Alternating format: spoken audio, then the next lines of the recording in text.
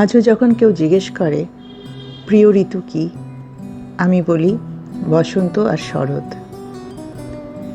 সবাই শুনে হেসে বলে, বাহ, তুমি তো খুব রোম্যান্টিক। রোম্যান্টিক কিনা জানি না, কিন্তু সত্যি সত্যি বসন্ত আর শরৎ আমার প্রিয় ঋতু। মনে হয় একটা বাগান থাকবে, তাতে অনেক পলাশ গাছ থাকবে আর অনেক শিউলি গাছ। পলাশে আর শিউলিতে ভরে থাকবে চারিদিক। বসন্তকালে পলাশ ফুটে থাকবে পুরো বাগান জুড়ে, যেন মনে হবে চারিদিকে আগুন জ্বলছে। নিচটা পুরো পলাশে ভরে থাকবে, পলাশের উপর দিয়ে হেঁটে গিয়ে পলাশ গাছের নিচে বিশ্রাম নেব। আর শরতে চারিদিক শিউলিতে ফুটে থাকবে।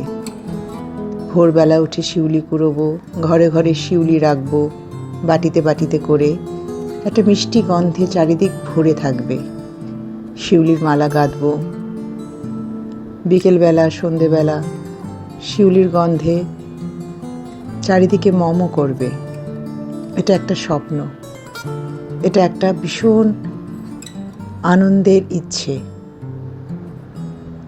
যেন পলাশে আর শিউলিতে ভরে থাকে আমার চারিদিক সব সময়।